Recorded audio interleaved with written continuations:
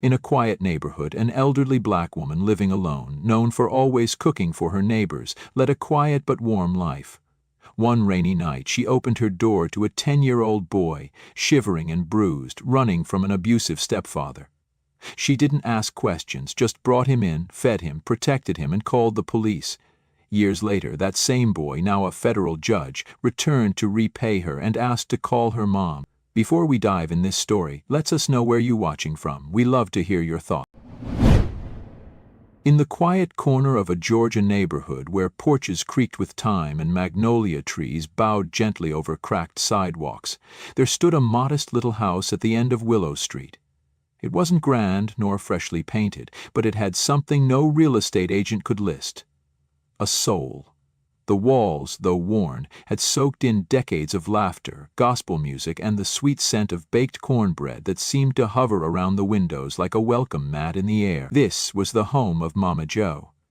Mama Jo wasn't anyone famous. She didn't hold degrees on her wall or drive anything newer than her weathered Ford pickup that wheezed on cold mornings. But everyone on Willow Street and beyond knew her. Some called her the Porch Saint. Others simply called her Mama. She had a way about her, the kind that made you feel like you belonged, even if you were just passing by. Mama Jo was 50 years old, though you'd never hear her say it out loud. Age was something she wore not as a burden, but like an old quilt, faded in places, patched with memory, but still warm and beautiful. She lived alone, not by misfortune, but by quiet choice. Her husband had passed decades ago, and her children were scattered across states and cities, tied up in jobs, families, and lives of their own. But Mama Jo never let loneliness find a place to sit in her house. Her table was always set for more than one. Strangers became neighbors, neighbors became family, and family, well, she never let go of family, not really. That day had been like any other. A golden light spilled across her garden where tomatoes climbed fences and collard greens reached for the sky. She hummed a hymn as she stirred a pot of gumbo, thick and fragrant, every motion of her hand a quiet ritual of love. The radio crackled in the corner, half playing Louis Armstrong, half static, but she liked it that way. She moved slowly now. Age had taken its share, but her heart beat as young and fierce as it ever did. It was the kind of evening where nothing felt urgent. Children rode bikes home, porch lights flickered on like fireflies waking up, and somewhere a dog barked once and then quieted. Mama Jo had just pulled a skillet of cornbread from the oven, its crust a perfect golden brown, when she heard it. The sound. Soft, hesitant, barely more than a whisper of a knock. She paused. Not many people came by this late. She wiped her hands on her apron, heart not racing but aware. The kind of awareness only women like Mama Jo understood. Those who'd seen enough to know that sometimes trouble didn't shout. Sometimes it barely breathed. She opened the door, and everything she thought she knew about peace shifted. Standing there was a boy, no more than 10, soaked from the drizzle that had begun to fall. Arms folded tightly across his chest, shivering not just from cold, but from something deeper.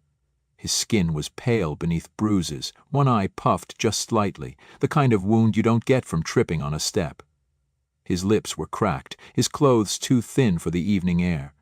But what broke her most was the way he looked at her, not with fear, but with exhaustion, like someone who had run too far for too long and wasn't sure if he'd been running toward hope or away from despair. He didn't say much, just 4 words: "Please don't make me go." And Mama Jo, without hesitation, reached out her hand, not with questions, not with conditions, but with the certainty of someone who knew that love didn't ask for explanation. She took him in, closed the door, and just like that, a new chapter began, not just for the boy, but for the 72-year-old woman who had always believed that the front door was never meant to be a barrier, but a bridge. The door clicked shut behind them with a soft finality, the kind that separates one world from another. Inside Mama Jo's kitchen, the warm amber light seemed to wrap itself around the boy like a shawl. The scent of cornbread and simmering gumbo filled the air, grounding the moment with a sense of home, even as silence hung heavy between them. He stood in the entryway, dripping a small puddle onto the faded linoleum, arms still crossed, eyes darting to corners like he expected someone to leap out from the shadows. Mama Joe didn't rush him. At 72, she knew the value of silence and the weight of it. She simply turned toward the stove, pulled a clean dish towel from the drawer, and set it gently on the table before ladling soup into a wide ceramic bowl.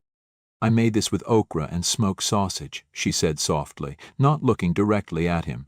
"It's got a little heat, but it's real kind to the belly." She placed the bowl down, added a thick slice of cornbread still warm from the oven, and stepped back like a host giving space to a guest who hadn't yet decided if he was staying.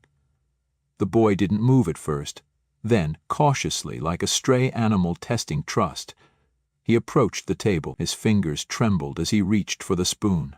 The first bite came slowly, almost suspiciously, but the second came faster. He didn't speak, but his body did. The sag of his shoulders, the way his breathing slowed, the flicker of disbelief that someone had made something just for him. Mama Joe watched from the sink, quietly wiping a plate that didn't need drying, eyes never leaving him. The bruises on his arm, just beneath the sleeve of his soaked t-shirt, told more story than his mouth could bear.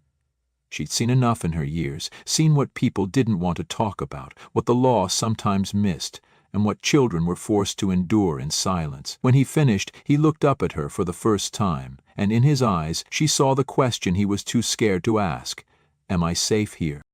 She nodded, as if answering a prayer instead of a glance. "You got a name, baby?" Her voice was velvet but firm, the kind of voice that didn't take offense when met with quiet. The boy hesitated, then whispered, "Nathan." It came out hoarse, like he hadn't used it in a while, or maybe he'd learned to stop saying it when no one used it kindly. Mama Joe repeated it back like it was sacred. "Nathan," she said, smiling gently. "That's a strong name. Strong like roots." He nodded once, eyes flickering down, voice barely audible. "Please don't call nobody. I'll be good. I can't go back." And there it was. The plea beneath the silence, the terror wrapped in obedience. Mama Joe stepped forward slowly, reached into the drawer by the fridge and pulled out a faded Afghan blanket. She laid it over his shoulders with the kind of care that made him flinch. Not because it hurt, but because it didn't. "I ain't sending you back, sugar," she said calmly. "Not tonight, not ever to danger. But I do have to call someone who can help you the right way. You're safe here till then, you hear me?" His lip quivered at that, and for the first time a tear slipped down his cheek. It didn't fall with a sob. It just rolled, silently, like it had been waiting for permission. Mama Joe cupped his cheek gently, her thumb brushing away the tear with all the reverence of a mother tucking in her child. She left him at the table and stepped into the next room, picking up the rotary phone that clicked with each turn of the dial. Her voice was steady as she gave her name and address to the local police dispatch, instructing that an officer trained in child welfare respond and that no uniforms or flashing lights disturb the child who'd just begun to breathe again. By the time she returned, Nathan was curled on her couch, wrapped in the Afghan, the empty soup bowl resting carefully on the coffee table beside him. He was already dozing, the kind of sleep that only comes after long, hard fear. Mama Joe sat beside him, not saying a word, one hand resting lightly on his shoulder, her presence a silent promise. She knew the system didn't always get it right, but until the morning came and someone knocked with answers, she would hold the night like a shield around this boy and make sure, for once in his life, he was not alone. The hours passed quietly, wrapped in the soft ticking of the old wall clock and the occasional groan of wind brushing against the windows. Outside, the rain had slowed to a whisper, the kind that barely kissed the porch steps but left the air thick with memory. Inside, Mama Joe didn't sleep. She sat in her worn armchair across from the couch, a knitted shawl draped over her shoulders, hands folded in her lap. Her eyes never left Nathan. There was something sacred about watching over someone who didn't yet know how to ask for protection. She had done it before, fostered, fed, and held too many broken pieces in her lifetime, but this boy had walked in with a silence that shouted, and a stillness that trembled beneath every breath. At dawn, when the light pressed gently through the lace curtains, she finally heard the knock. It was firm, not aggressive, and when she opened the door it was just as she'd asked. No sirens, no uniforms, no floodlights. A woman stood there, mid-40s maybe, hair pulled back, clipboard in hand, eyes calm but alert. Her name was Mrs. Raymond, a caseworker with the Department of Family and Children's Services. She spoke in low tones, respectful ones, and Mama Joe appreciated that. Nathan was still asleep on the couch, curled in the blanket like it was a cocoon. They sat in the kitchen, just out of earshot, drinking weak coffee and sharing hard truths. Mama Joe described the bruises, the fear in the boy's eyes, the way he flinched at kindness. Mrs. Raymond nodded slowly, taking notes with a mechanical pencil that scratched softly against her clipboard. "He's run before," she murmured, more to herself than anyone else. But this time someone actually opened the door. When the time came to wake him, Mama Joe did it herself. She sat beside him, laid a hand gently on his shoulder, and whispered his name like a lullaby in reverse. He stirred, eyes blinking open with the panic of someone expecting to be snatched away. But then he saw her, just her, and the fear eased, not gone, but quieter. "Nathan, baby," she said softly, "there's a kind lady here who wants to help. She ain't gonna hurt you, but we need to talk about what happens next." He sat up slowly, arms wrapped tight around his knees. He didn't look at Mrs. Raymond, just at Mama Joe. "Do I have to leave?" The question wasn't said with rebellion. It was quiet, defeated, like he already knew the answer and was bracing for the ache of it. Mama Joe took his small hand in hers, her thumb tracing slow circles across his knuckles. "Not right now, and not to where you came from. That ain't ever happening again, you hear me?" Mrs. Raymond knelt beside them, her tone professional but laced with real warmth. "Nathan, we're going to find a safe place for you, a foster home where you'll be taken care of. But for the next few days, if it's all right with Miss Josephine, you can stay right here while we work through the details." Mama Joe didn't flinch at the use of her full name. She nodded once firmly. "He's got a room already," she said, even though she hadn't cleaned it out in years. It had once belonged to her nephew, but the bed was still there and the quilt still fresh with lavender soap. "And I got groceries enough for a week. Don't need no government check. Just need to know he's not going back to hell." Nathan blinked at that, something between disbelief and hope flickering in his eyes. Mama Joe helped him off the couch, led him to the spare room with its soft yellow walls and faded baseball posters, and told him he could unpack his heart here, one piece at a time. Later that morning she took him shopping, not for toys she wasn't one to spoil, but for socks without holes, a toothbrush of his own, and a second-hand denim jacket he picked out with a grin so small it barely counted as a smile. But Mama Joe saw it. She noticed everything. Over the next few days he thawed, not all at once, and not without shadows. He had nightmares, clenched his fists when people walked too fast, and sometimes forgot to speak at all. But each time he broke, Mama Joe was there to hold the edges until he could be whole again. She taught him how to stir roux without burning it, how to shell peas with patience, and how to read the weather by the way the wind rustled through the trees. In return he began to trust, not with words but with actions, the way he'd set the table without being asked, or the way he leaned his head lightly against her shoulder during gospel hour on Sunday afternoons. And when Mrs. Raymond returned a week later with news of an available foster placement, Nathan didn't cry, but his hands shook as he packed his things.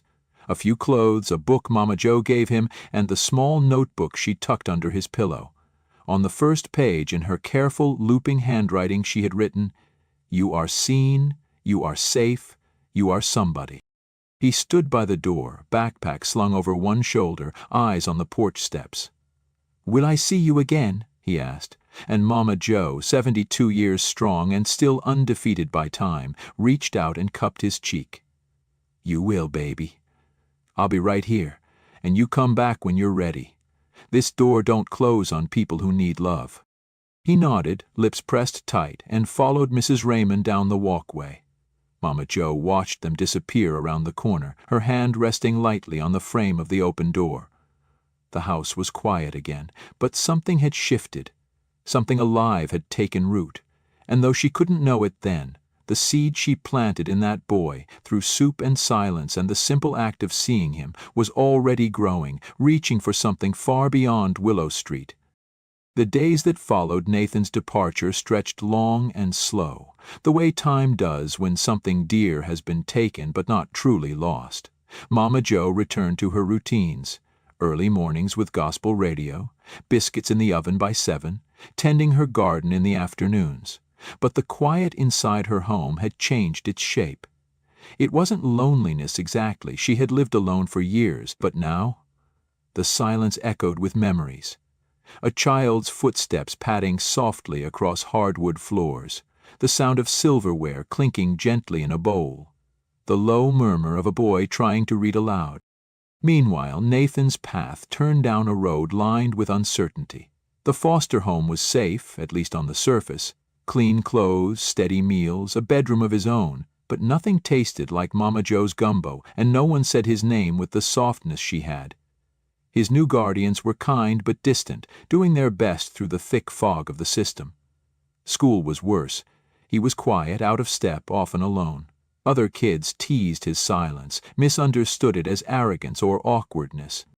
He read her words every morning before homeroom, fingers tracing the ink like it was holy script. You are seen, you are safe, you are somebody. That single page became his compass. It didn't fix everything, not at first, but it steadied him. In middle school, he joined the debate team, surprising even himself. He discovered that words could be armor, logic a kind of sword. In high school, he won state competitions. He graduated top of his class. On scholarship, he walked into college determined not just to succeed, but to build something bigger than himself. Years passed like chapters in a well-worn book. Nathan went on to law school, clerking under respected judges, volunteering for youth defense programs, carrying within him the sacred duty of protection. He still had no parents of record, no legacy handed down through blood, but he carried Mama Jo's words like inheritance. For Mama Jo, life slowed with grace. Her hands became stiffer, her steps more deliberate, but her fire never dimmed.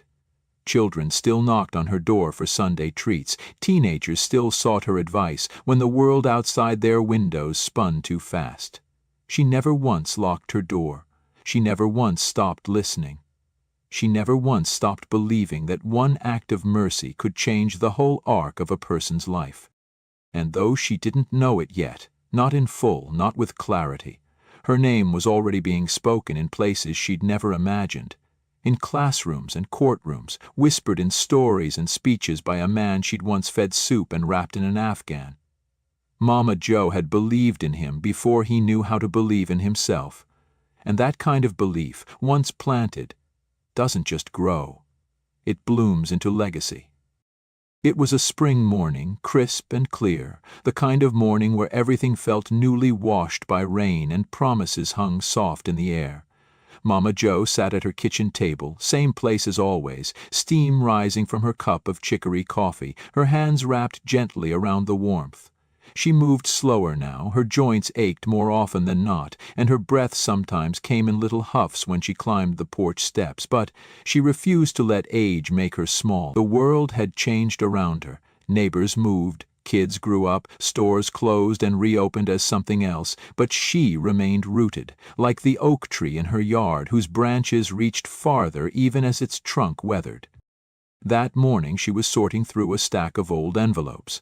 Some were bills, some were circulars she'd never read, but one caught her eye, a thick, cream-colored envelope with no return address, just her name, written in the same clean handwriting she hadn't seen in person for years but could recognize blindfolded. Her fingers trembled slightly as she opened it. Inside was a single sheet, folded crisply. At the top, embossed in deep blue ink, were the words, United States District Court. She paused. Her breath caught.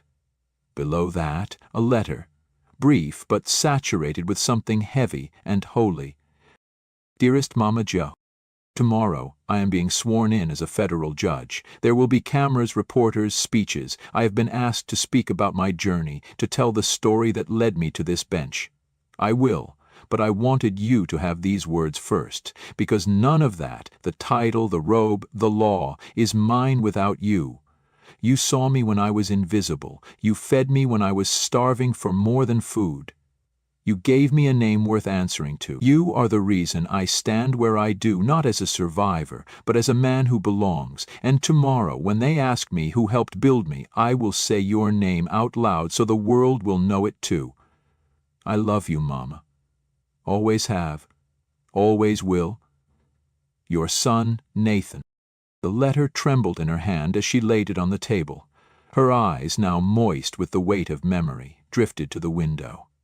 She didn't need anything else in that moment, not applause, not awards, not parades. Her heart was full in a way that left no room for regret. She had always believed in the small things. Warm meals, listening ears, a place to rest your feet. And now one of those small things had grown into something mighty. She could see Nathan in her mind, tall and sure, standing in front of a room full of people who would hang on every word he spoke, unaware that the strongest thing in that room was a memory of an old woman in Georgia who once poured soup into a chipped bowl and said, "You're safe now." And then came the broadcast. It was aired nationally, streamed online, shared across feeds and headlines. Mama Jo didn't own a computer, but her neighbor's son, Jamal, brought over his laptop and set it up right on her coffee table. "You need to see this, Miss Jo," he said, smiling like he was in on a secret that was about to bloom. She sat upright, hands clasped as the screen flickered and a seal appeared. The seal of the United States District Court. Then Nathan appeared, older now, elegant in his black robe, shoulders broad, voice as deep and steady as gospel. His speech began with the usual honors, the expected nods. But then, without pause or shame, he told them about her. He told them about a night long ago when a broken boy knocked on a stranger's door and was met not with suspicion, but with soup and silence and love. He told them her name, Josephine Bellamy. Mama Jo to everyone who knew her, the woman who didn't save my life once, she saved it every day after by reminding me that I mattered. The camera caught murmurs in the crowd, some people blinking back tears. Nathan went on, his voice unwavering. We speak of justice like it's an institution. But for me, justice began with a 72-year-old woman's hands holding mine steady over a pot of gumbo. She taught me what dignity looked like, what mercy sounded like, and what it meant to belong. Mama Jo said nothing, not even when her name rang out in that marble courtroom. She just sat quietly, her hand resting on her chest, as if trying to hold in the swell of something larger than breath. The neighbor boy sniffled. "You're famous now," he teased, and she smiled softly. "Baby," she whispered, "I've been famous to the only heart that ever mattered." But Nathan wasn't done. The next morning, while dew still clung to the grass and birds called from the trees, a car pulled into her driveway, a sleek black sedan, windows tinted, quiet as a whisper. The door opened, and there he was. Taller, grayer at the temples, but still Nathan, still hers. She opened the screen door before he even knocked. He didn't say anything at first. He just walked up the steps, wrapped his arms around her fragile frame, and held on like he was anchoring himself to the earth. "I came home," he murmured. "I'm not here to visit, Mama. I'm here to stay. If you'll have me, I want to take care of you now." And just like that, without fanfare, the door that had once opened to save a boy now opened again to welcome home a man who had kept his promise, a man who had never forgotten the hand that fed him not just food, but hope. And Mama Jo, now older than most ever make it, leaned into his embrace and whispered, "Took you long enough, baby." One evening, the sky glowing pink with the hush of dusk, Nathan found her resting in her rocker, wrapped in a soft quilt she'd sewn years ago, her breath slow, her smile barely visible beneath gently closed eyes.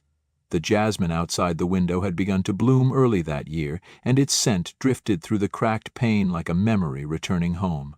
Nathan sat beside her, a quiet reverence in every motion, and took her hand, feeling how fragile she'd become, how time had thinned her skin but never her spirit.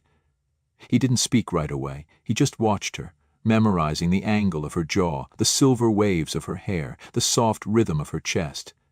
Then, with a voice both steady and full of ache, he said, "Mama, I've been thinking. It's not enough for me to visit, not any more." She stirred, her eyes fluttering open, and she smiled when she saw him. Not surprised, not startled, just peaceful, like she already knew what he was about to say. "I'm here now," he continued, his voice low, "and I want to make it official. I know I'm grown, but I want you to be my mother. Not just in my heart, in name, in everything." Her eyes shimmered then, not with shock, but with something deeper.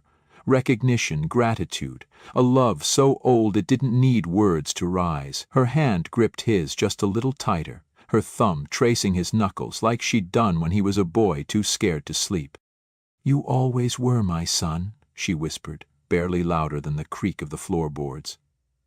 "From the moment you knocked, baby." Nathan leaned forward and kissed her forehead, a promise sealed not in ceremony but in blood that had nothing to do with lineage. That night, under the same roof where their story began, Nathan filed the paperwork that would make it true on paper, what had long been true in spirit. He signed her name with reverence, Josephine Bellamy, now his mother by choice. She didn't need the legal title, but he gave it anyway, not to change who she was, but to honor her for all she'd always been, and from that moment forward he called her Mama with no hesitation, no explanation, just truth. Join us to share meaningful stories by hitting the like and subscribe buttons. Don't forget to turn on the notification bell to start your day with profound lessons and heartfelt empathy.